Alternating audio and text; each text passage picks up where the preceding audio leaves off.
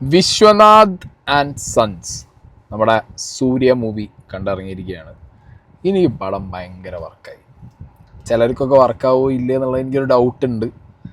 കാരണം ചിലരൊക്കെ എക്സ്പെക്റ്റ് ചെയ്യുന്നൊരു ലാർജർ ദാൻ റിയൽ ലൈഫ് അടി സാധനങ്ങളൊന്നും ഈ സൂര്യ ക്യാരക്ടറിന്, ഇതിനകത്തുള്ള സൂര്യ ക്യാരക്ടറിനില്ല. But it's a very good narrated feel good family drama entertainer എന്ന് പറയുന്ന കാറ്റഗറിയിൽപ്പെട്ട നല്ല നറേഷനും നല്ല സ്റ്റോറി ടെല്ലിങ്ങും അടിപൊളി ആക്ടിങ്ങും ഒക്കെ ഉള്ള ഔട്ട് ആൻഡ് ഔട്ട് എന്താ പറയുക, ഒരു സൂര്യ പടം കണ്ടിറങ്ങിയപ്പോൾ കിട്ടിയൊരു മനസമാധാനവും സന്തോഷമൊക്കെ ഉണ്ടല്ലോ, അത് കുറച്ച് കാലത്തിന് ശേഷമാണ് ഈ പടത്തിൽ നിന്ന് കിട്ടിയത്. സോ എനിക്ക് ഭയങ്കര വർക്കായി ഈ പടം. And director Venky Atluri. Venky Atluri is known for lucky Bhaskar, Vaathi. Lucky ഭാസ്കറൊക്കെ കിണ്ണം കാച്ച സാധനമാണ്.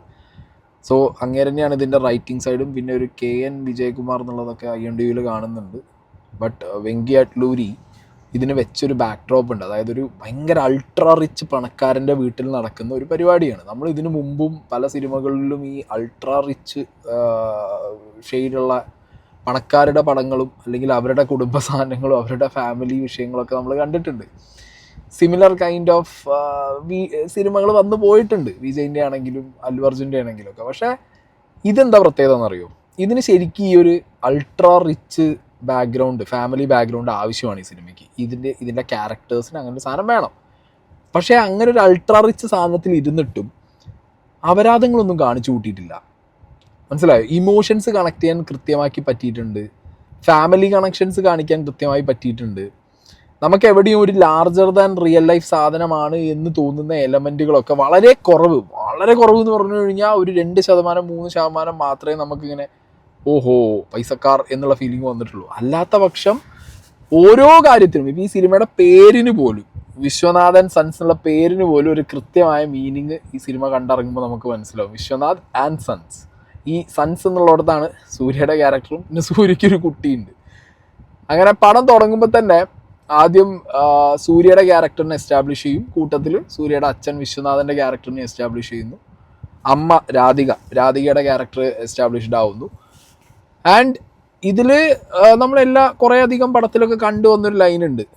ഒരു 10-40 വയസ്സായ ഒരു മകൻ കല്യാണം കഴിക്കാതിരിക്കുമ്പോഴുള്ള അമ്മയുടെ പ്രശ്നങ്ങളും അങ്ങനെ ആ സാധനങ്ങൾ അവിടെ ബിൽഡപ്പ് ആവുന്നു.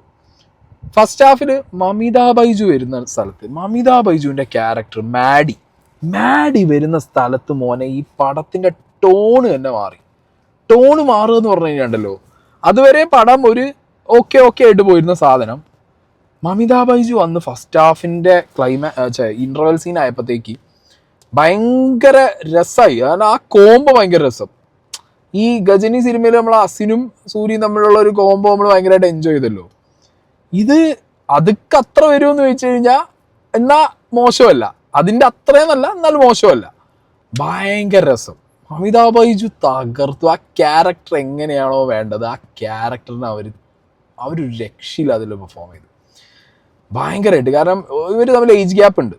ഒരു റീസണിൻ്റെ മുകളിലാണ് അമിത ബൈജു വരുന്നത്, അത് നിങ്ങൾ തിയേറ്ററിൽ പോയി കണ്ടോ. ബട്ട് ഒരു 20 വയസ്സിൻ്റെ ഏജ് ഗ്യാപ്പ് ഇതിൽ സൂര്യയുടെ ക്യാരക്ടറും അമിത ബൈജുവിൻ്റെ ക്യാരക്ടറും തമ്മിലുണ്ട്. ആ ഏജ് ഗ്യാപ്പിൽ ഇവർ രണ്ടുപേരുടെ ഇടയിൽ വരുന്ന ഒരു തരം കെമിസ്ട്രി ഉണ്ട്, അത് ഭയങ്കര അടിപൊളിയാണ്.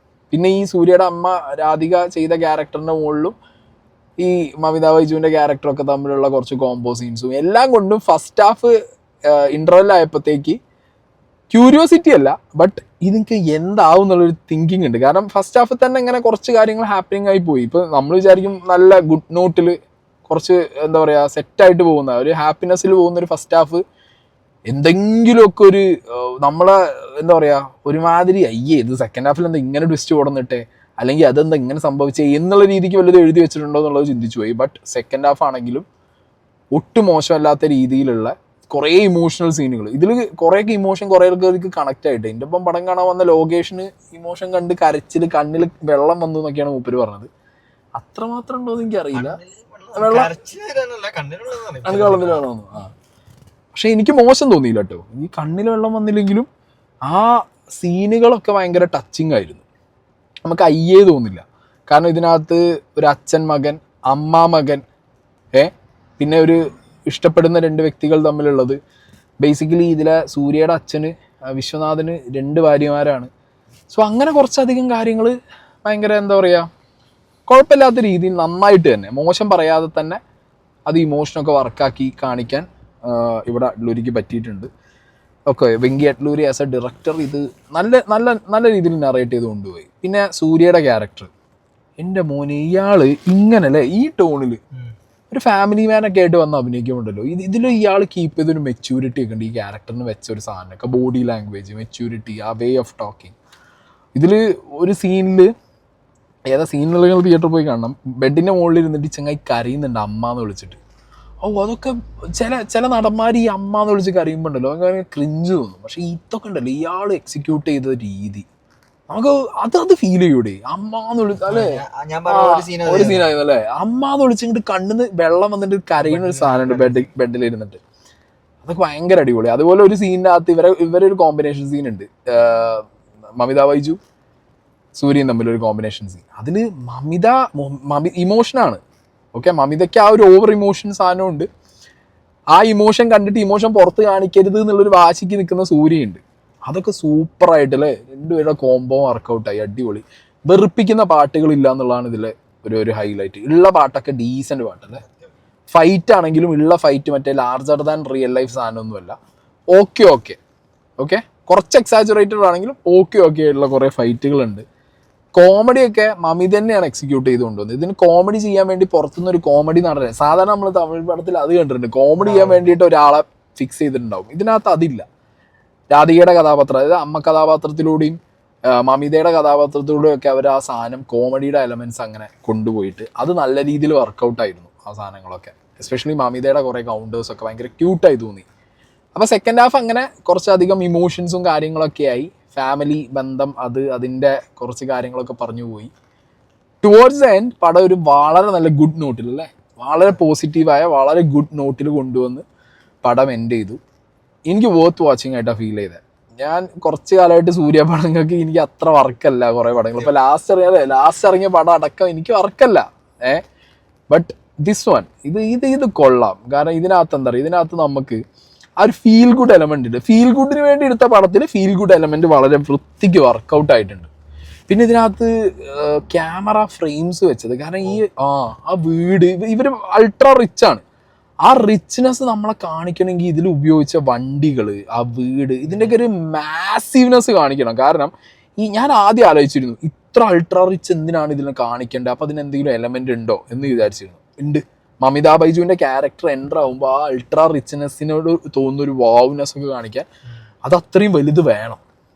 ഇതിൽ കാണിച്ച വീടൊക്കെ അല്ലേ, സെറ്റിട്ടതാണോ ഇനി ശരിക്കും വീടാണോ എന്നറിയില്ല.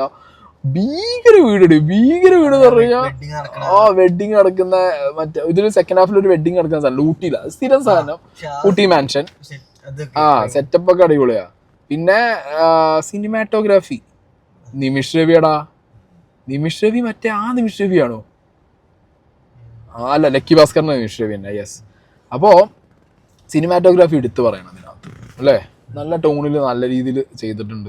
ചില ക്യാമറ ആംഗിൾസ് ഒക്കെ ഞാൻ പറഞ്ഞില്ല, ആ മാസീവ്നെസ്സും ആ റിച്ച്നെസ്സും ഒക്കെ കാണിക്കാൻ വേണ്ടി ചെയ്തതൊക്കെ നല്ല രീതിയിൽ ആ സാധനം അതങ്ങനെ നമുക്ക് കിട്ടി, ആ ഐറ്റം കിട്ടി. കാരണം സാധാരണ പടത്തിലൊക്കെ റിച്ച്നെസ് കാണിക്കാൻ വേണ്ടിയിട്ട് വെറുതെ കുറേ റേഞ്ച് റോവറും ഡിഫൻഡറും കൊണ്ടുവന്നിടാറുണ്ട്. ഇവിടെ അതല്ല, വെൽഫെയർ ആണെങ്കിലും ഈ പറഞ്ഞ റേഞ്ച് റോവർ ആണെങ്കിലും ഒക്കെ വരുമ്പോഴുള്ളൊരു മാസീവ്നെസ് ഉണ്ട്. ആ വീട് കാണിക്കുമ്പോൾ തന്നെ ലോങ് ഷോട്ട് എങ്ങനെ കാണിക്കാം, എന്താ അത് എന്നുള്ളത്, അങ്ങനത്തെ സാധനം കാണിച്ചു. കൊള്ളാം. എന്താണെങ്കിലും എനിക്ക് പടം ഇഷ്ടമായി.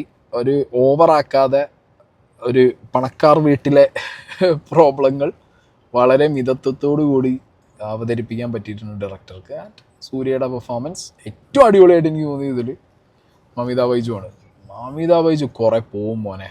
തമിഴിലൊക്കെ ഇനി പിടിച്ചാൽ കിട്ടും തോന്നില്ല അല്ലേ, എവിടേക്കോ പണ്ടത്തെ ജനീലിയ, നസ്രിയ ആ ഒരു വൈബ് കിട്ടിയോ?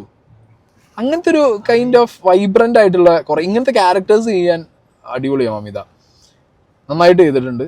That's it. സോ നല്ലൊരു സൂര്യപടം, വലിയ എന്താ പറയുക ഗിമിക്കുകളില്ലാതെ നിങ്ങൾക്ക് തിയേറ്ററിൽ പോയി കാണണം എന്നാണെന്നുണ്ടെങ്കിൽ നിങ്ങൾ ഭയങ്കര ഹാപ്പി ആയിട്ട് അല്ലേ, ഷുവർ ഷോട്ടായിട്ട് നിങ്ങൾക്ക് നല്ല എൻ്റർടൈൻമെൻറ്റോട് കൂടി കയറി കാണാൻ പറ്റുന്ന ഒരു നല്ല പടം.